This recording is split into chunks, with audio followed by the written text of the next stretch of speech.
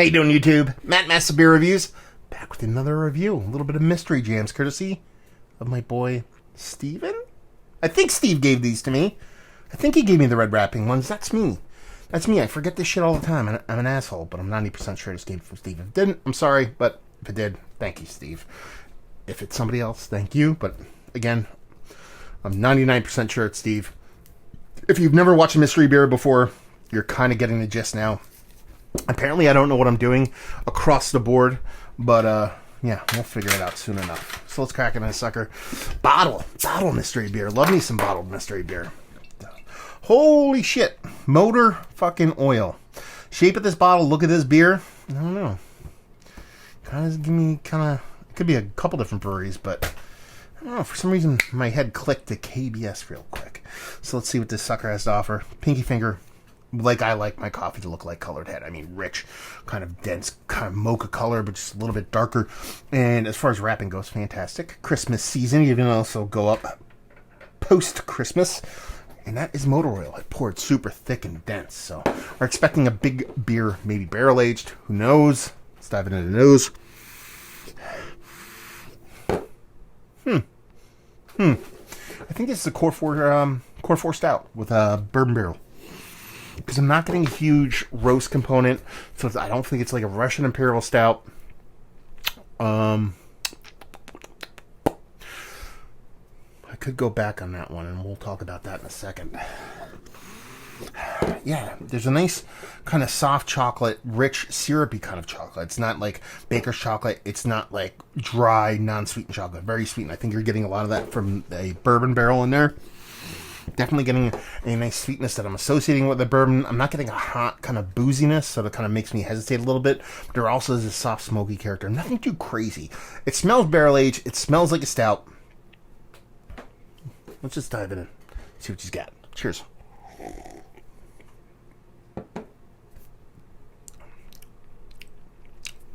There's bittering in there. Okay.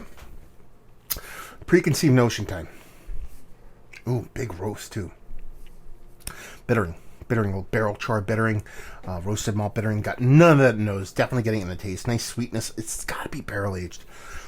So, about a year or so ago, I did a mystery beer, and it was a bourbon barrel aged Thimble Island. And it was okay. It didn't blow me away.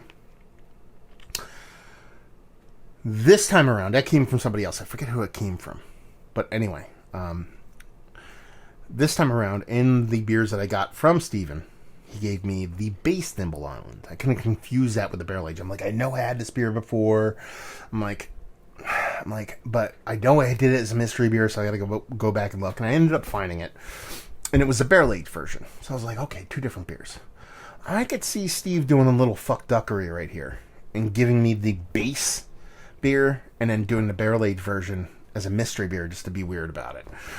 So we're going to judge this based off of just not assuming. We'll try to do that. It's very hard not to do that, but... Oh, backtrack on my Russian Imperial Stout talk. It does have a big bittering component. It does have a little bit of that metallic astringency, but it's very, very small. It's not all that negative. Big barrel char, big roast on it. It's somebody's Russian Imperial Stout that I think touched the barrel. Not all that long. There's a soft dryness to it, so there's an oak component to it. There's a little bit of red bourbon kind of barrel characteristics to it, so I assume this hit a barrel. It's because of this little spirit and char vibe that I get off of it. It's not overtly barrel-aged, which if I remember right, I'm not trying to judge it against that other Thimble Island, but it's kind of similar to that one.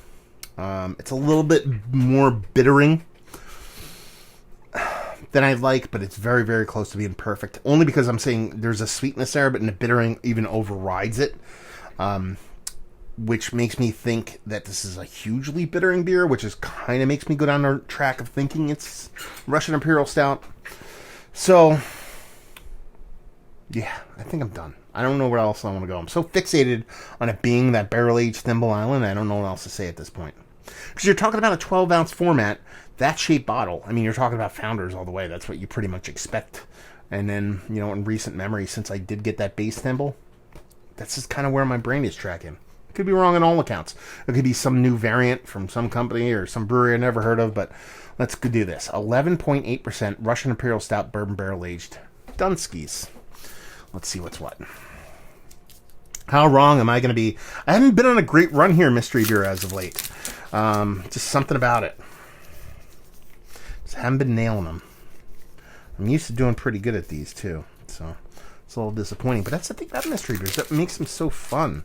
This is 2019 Narwhal? That's it? See, I fixated on that bourbon barrel. It's just Narwhal. Man. It kind of makes sense, though. It kind of makes sense. See, I like this. I like when I go off in these tangents, kind of being like, oh, okay. Yeah, 2019. I ripped the 2019 off here. The tape did. Yeah. It was packaged on August 2019. So there you go. I thought this was bourbon barrel aged all the way. It is not. It is Narwhal. The bittering, when I said that kind of makes sense, the bittering makes sense. I mean, this is probably the least bittering beer that Sierra Nevada, well, I shouldn't say that, previously made, up until the kind of sweetness craze that everybody likes sweetened beers nowadays. But of the OG kind of breweries, this is probably one of the kind of, whenever they made a quad or whenever they made a barley wine or whenever they made a stout, it was always very much hop forward. This is probably the least hop forward of those beers, but at the same time, still relatively hop forward. I like it. I think it's tasty. I mean, the fact that it just elicited a little bit of bourbon barrel aged character to me kind of speaks volumes of the beer. And I think it makes it an absolutely fantastic beer. If you go back and watch my reviews on Narwhal, you will see how much I gush about this beer. It's probably one of my favorite shelfie stouts that you can get. It's usually super readily available at a really decent price point. And here's the kicker on this. It ages fantastically well. With the style of beer it is, what did I call it? 11.8? This is 10.2. So it's plus, double-digit ABV. Let's put it that way. And that in and of itself is going to help it age. The fact that it's a Quart 4 beer is going to help it age. The fact that it's bottle conditioned, I believe, is going to help it age. And actually, is it bottle conditioned? I don't know if they actually say it's bottle conditioned. Regardless, and then when you have that copious amounts of hops in there, it's going to help it age. So it's one of my more favorite beers to age. So you're talking about this being 2019. It's actually drinking quite nice for being so relatively new. But once you get this beer a couple years on it, it turns into something absolutely magical. Those hops drive down a little bit. It tempers. That sweetness grows up, tempers a little bit of that bitterness. But you still have enough bitterness to kind of balance it off. It ends up being one of the better kind of shelfy stouts I think you can get out there. So yeah, there you go. Whiffed on that one, man. Whiffing crazy on the mystery beers as of late. But I dig it. I think it's tasty, nice. There's that little metallic astringency that elicited the bourbon barrel. It's a pretty tasty beer, so let's talk about it. One of the better shelfie Core 4s. Let's go there. That you can get. Yes. I mean, it might be close to Mount Rushmore status, but there are some that I like a little bit better than this one. So, very close, so worthy of the conversation. Value and availability, like I said, you probably get a 4-pack or a 6-pack of this for like $13. That doesn't suck. You get it pretty much everywhere. It's here in Nevada, and leave you with, if you like what we like this beer. If you like Russian Imperial Stouts, that's what this is. I mean, I call it just an Imperial Stout, but with how bittering forward it is, it's a Russian Imperial Stout. Let's put it this way: if you like the OG Russian Imperial Stouts, Courage, Black Albert, those kind of beers. But you want a little bit more bittering, but you don't want to go way too crazy, like the North Coast. This is probably a little bit elevated above the OG Russian Imperial Stouts, but well below that crazy bittering you get from Old Rasputin. So if you dig those kind of beers, but you want something a little bit more aggressive bittering-wise, but nothing too crazy, this is going to do all the kinds of proper. It's a great beer. If you like stouts, you'll like this. So there you go. Mystery beer in the books. Missing them. I love when I miss them. Am I slipping in my old age? Could be. We'll see. Hopefully you guys enjoyed our review. If you do enjoy the mystery beers, if you want to jump on the old mystery beer train, you're more than welcome to email me, massivebeers@gmail.com. Can't do them without you. If you'd like to check me out doing the social media stuff, massivebeers@gmail.com. Or Massive Beers. Just take that gmail.com off the end there. If you want to see me doing the podcasting, or more specifically, hear me doing the podcasting stuff, Beer Massive. Type that in the Googs, and hopefully you guys enjoyed the review. Hopefully you're enjoying a nice little Narwhal right now, or a mystery beer Narwhal. Thank you very much. Hope to see you next time. Cheers.